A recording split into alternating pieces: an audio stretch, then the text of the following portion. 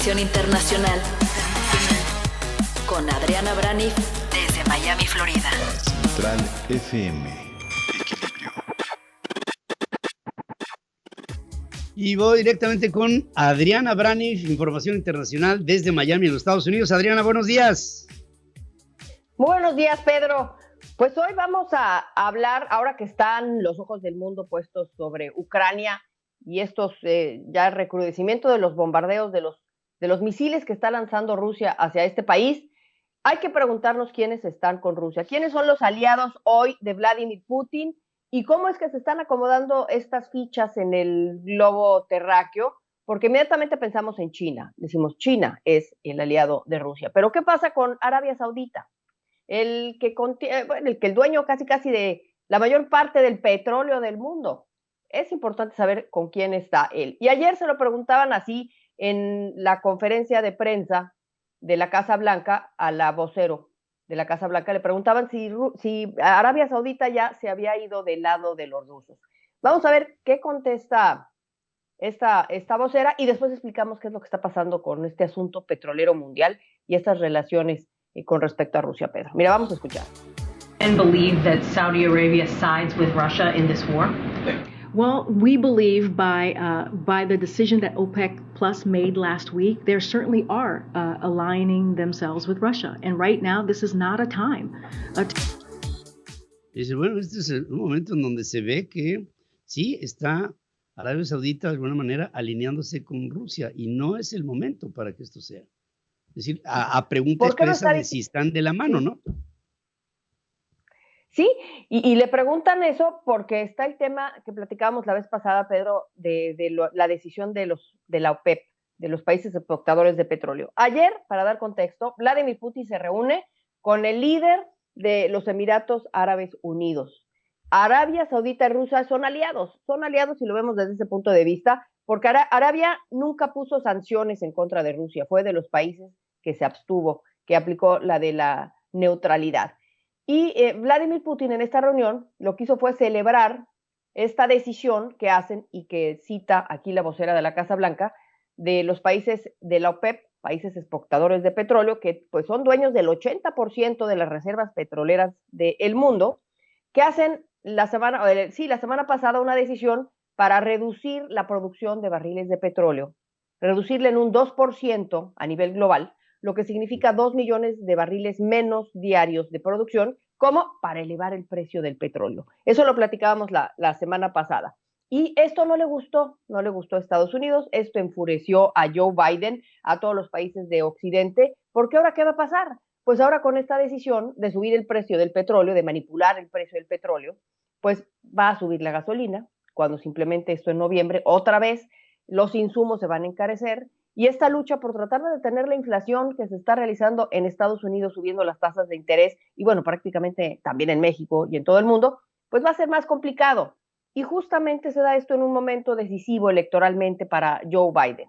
A menos de un mes empiezan las elecciones intermedias, donde se va a elegir al Congreso de los Estados Unidos. Y esa es justamente la bandera de los republicanos para estas elecciones. ¿Cuál? Pues que la economía está mal y que los republicanos deben otra vez retomar el poder. Y Vladimir Putin está feliz con esta decisión. ¿Por qué? Porque esto podría ayudarle a Rusia a financiar su guerra en Ucrania, el hecho de que los precios del petróleo suban. Ayer Joe Biden da una entrevista a CNN y dice que es momento de volver a plantear la relación que Estados Unidos tiene con Arabia Saudita. Dice que pues, esto es una afrenta hacia ellos, lo toma como un desaire diplomático, porque hace un mes justamente Joe Biden fue a los Emiratos Árabes Unidos a hablar con el príncipe heredero Mohammed bin Salman, justamente de este tema.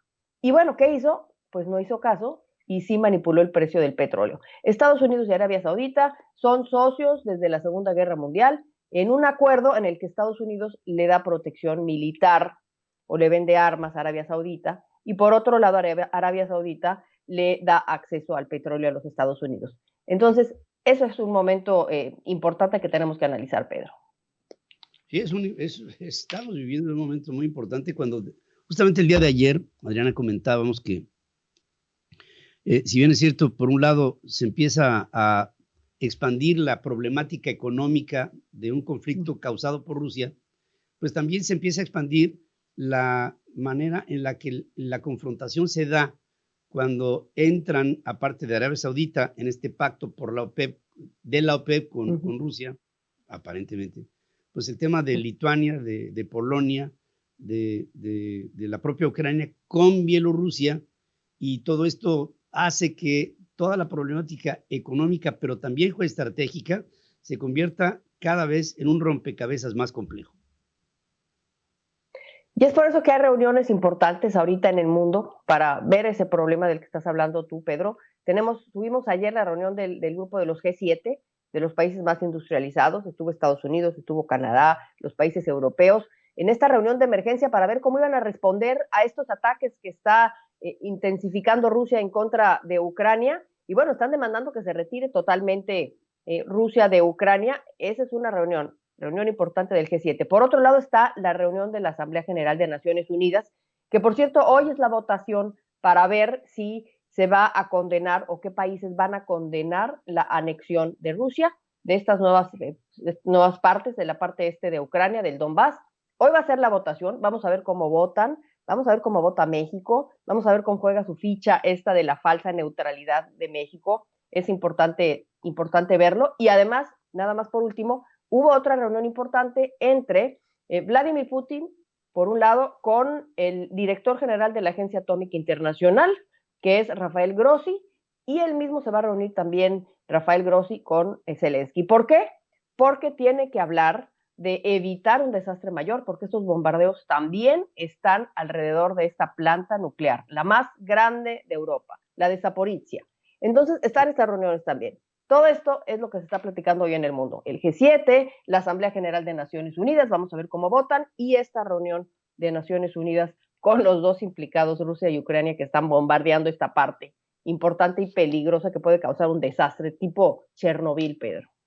Oye, y ya podemos registrar que hay un aumento de unos centavos, pero un aumento en el precio de las gasolinas y el diésel en los Estados Unidos, en Europa, en otras partes del mundo, y por supuesto en México esto se sigue apuntalando con los impuestos especiales sobre productos y servicios, pero de todas maneras la tendencia hacia arriba otra vez se ve y es manifiesta, querida Adriana.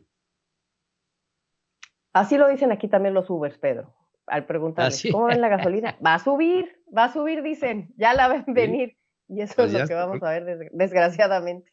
Pues ya está subiendo, mi querida amiga, y ya lo estamos empezando a sentir en todo el mundo. Bueno, gracias, Adriana, como siempre.